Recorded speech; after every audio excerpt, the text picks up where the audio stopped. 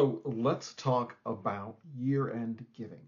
Um, I used to get really, really nervous about year-end giving. It made me feel like I was missing out on something because I'd hear about a lot of really advanced or involved year-end campaigns, and sometimes I was at shops that I couldn't do that, or I ran out of time or ran out of runway. And so, what I want to do today is to put out a four-step process for your year-end giving campaign. Now, there are much more complicated and involved things you can do for year-end giving, and I know nonprofits who are starting their year-end thinking in the spring or the early summer and really getting ready. But maybe you're at a smaller shop, maybe you just inherited the fundraising team or the fundraising responsibility, and you're feeling like, well, I got to do something, and you're not quite sure what to do. Before you just send one email to everyone in your database, take a look at these four steps and let's see what we can do to get more support for your mission. The first step is who. Who are you going to be talking to in your year end? Now, this is not an opportunity to talk to everybody in your database or everybody in your community. You really want to be specific when you're thinking about who this campaign is focused on. And the reason we do that is because when we think about specific people, we speak in a different way. We write in a different way. When we try to write something that's good for everybody, it might come off as a little flavorless or as a little bland. But we really want to be engaging in how we speak and how we write and how we talk about our mission. So really being specific about who comes into play. And if you're not sure where to start there, consider anybody who gave last year at this time, or maybe anybody who's new to your mission or your volunteer group, or maybe they're a new donor over the past 1 year or the past 18 months. The details are less important than the fact that you're making an effort to find a specific group of people and reach out to them at year end and ask for their support.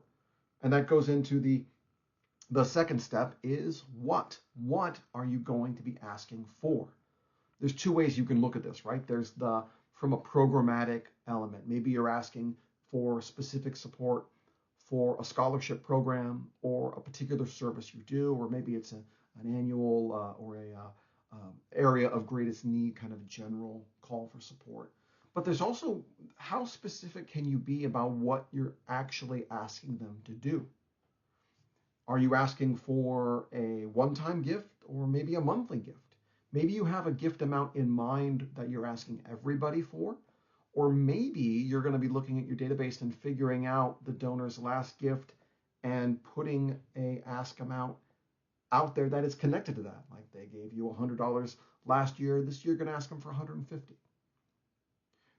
It's in being specific in what we're asking for. That's part of the power of your solicitation. Remember, there's a huge difference between, Sally, we would love your support this year, and Sally, we would love you to consider a $20 a month donation to support our outreach.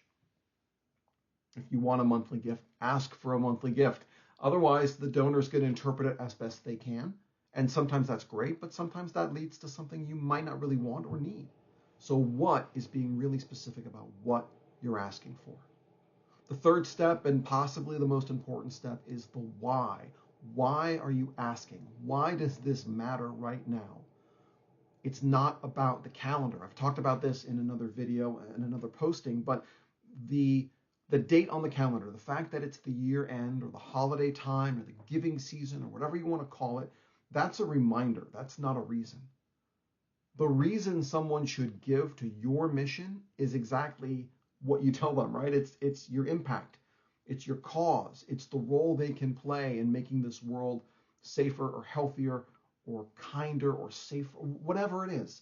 Whatever your story is when you think about the why behind your mission, that's the story you want to weave into your solicitation. Don't fall into the trap that the calendar is enough of a reason to generate generosity. You want to be clear, and you want to be inclusive, and you want to really be bold in this conversation. So why does this charitable donation matter? And the fourth element of the plan is how. How are you going to ask for the money? Remember that a single email does not make a campaign. So you might have a really well-written email and you send it out and you say, well, that's that. That might not work. Consider multiple channels. Can you send multiple emails? Can you send multiple emails and make phone calls? Can you make phone calls and emails and maybe send a note? I don't say this because I want you to take on more and more work, but I say this because just because it's important to us doesn't mean it's the same level of importance to our donors. So one email might be really important to us, but it might not meet them where they are. I'd also say if you are a full-time fundraiser or even a part-time fundraiser and you do not yet have the habit of picking up the phone and calling your donors, I really think this is a great time to start building that habit. Get your donors used to hearing from you, a real person with real feelings. You're not an AI robot. You're a real person. You are curious about your donors. You are enthusiastic about your mission, and you are inviting people to join you in this mission. Those are things you're bringing to the table every time you call. So that's another element of this outreach when we're thinking about how this works. The phone calls are part of it. So really that's it. It's who, it's what, it's why, and it's how. It's 4 pretty simple steps. So if you're watching this video and you don't have an annual giving strategy in your hand right now, now you do. So you can take this strategy, you can probably get this on its feet in a day or 2 and start your process ASAP. Because fundraising works best when it's happening, when you're calling donors, when you're doing the outreach. Don't let that fear of perfection stop you from doing the work. Don't say, well, we should have started in August, and since we didn't, we're not going to do much. No, your mission deserves your best effort. And the best effort you can give, let's start here. Those 4 steps, get going right now. Now, if you want to do even more, and even if you, I don't know, want to get a jump on your 2026 year-end giving strategy, let's talk. You and me, let's talk. Respond to this video, reply however you want to get to me. Let's set up a call and let's talk about ways we can align and accelerate your fundraising so you have the systems in place to get this work done and you have the confidence you need to really be joyful and enthusiastic about the fundraising work. That's it for now. Keep up the good work. We'll talk to you soon.